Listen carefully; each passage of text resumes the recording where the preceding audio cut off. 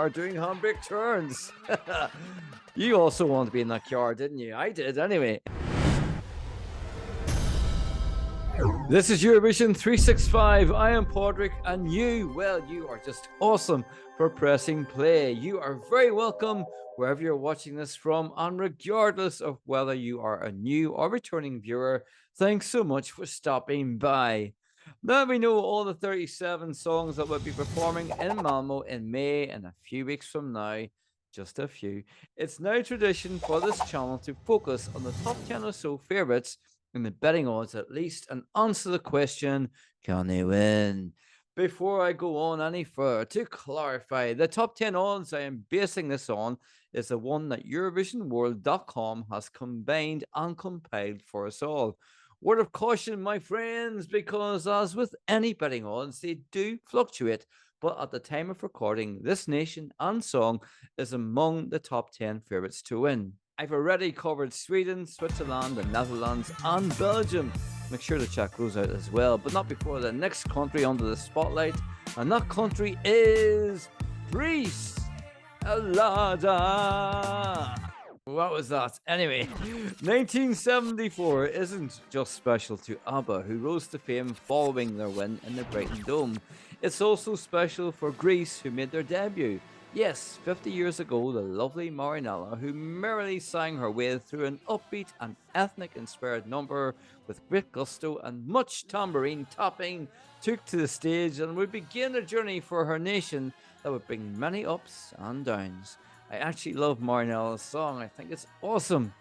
I'll be honest here from the outset. I'm trying not to be too biased here because anyone that knows me will tell you I love the more ethnic sounding songs at the Eurovision, and Greece is up there as one of my favourite nations at the contest. Following their joyous start, I'm sure the Greeks couldn't have believed it would take another 31 years before they would finally lift the trophy with one Helena Paparizou. Greece became known as a nation that proudly stuck to their roots, and for me personally, were shamefully overlooked in many a year.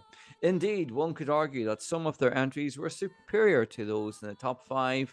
However, the placing for Greek songs were typically outside the top 5 and even top 10. Take 1980 as one example. Anna Visi, who would come back to represent the home nation in 2006, sang the upbeat and powerful Auto Stop, but only managed 13th. Or the soulful Miazume, performed by Takis Benaris, who just managed 16th in 1985. The determination to do well never ceased, and there was a brief reprise in 1992 with the stunning Cleopatra, my all-time favourite Greek song, by the way, which rightly placed 5th in a very strong year in Malmo. Things started to improve for the nation around 2001, and it wasn't too long until the aforementioned Helena became number 1 in Kyiv in 2005 with My Number 1. That's it, one win so far, but the Greeks have since sent some fantastic songs and are hunting their second victory. Last year, the Greek broadcaster internally selected the then 16-year-old Victor Vernikos to perform his self-penned What They Say. This channel loves Victor, and we were rooting for him to do well, and when I chatted with him around this time last year, actually, he was full of energy and excitement of what was ahead of him. We wanted him to qualify so much, but sadly it wasn't to be. However, I am sure that Victor will continue to write and is writing and will perform fantastic songs, original songs at that, and we are going to be on that path with him. This year, the Greek hopes rest on the shoulders of 37-year-old Marina Satti. Marina was born in Athens and has a brother who lives in England. I'm not sure why I mentioned that, but she does.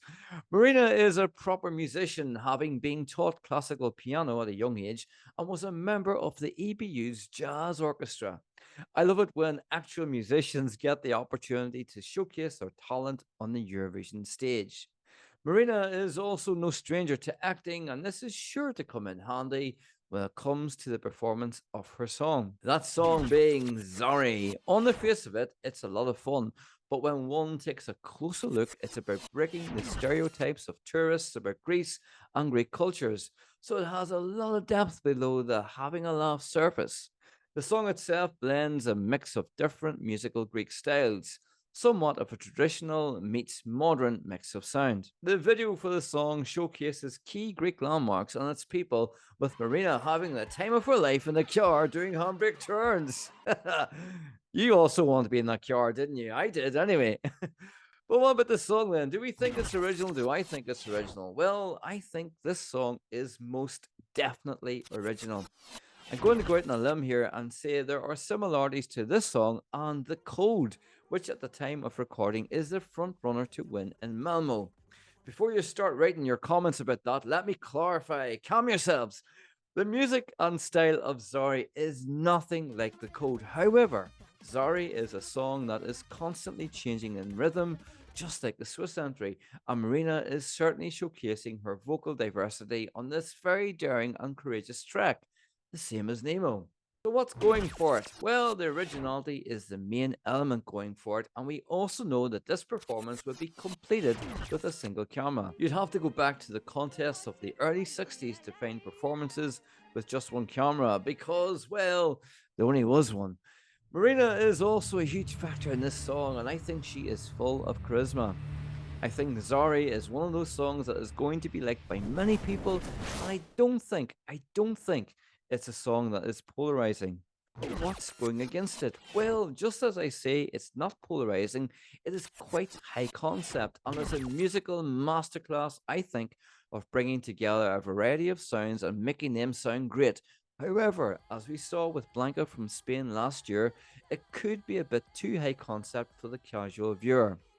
With just one camera being used, there is a lot of pressure to get everything perfect during those 3 minutes, and that could prove to be a downfall. I have a feeling this is a song that is going to be admired and highly regarded and appreciated by the juries right across the spectrum, and is sure to pick up points from most juries. As I've already said, this song is quite high concept. However, I think it has enough going for it melodically for people to stand or sit up and take notice.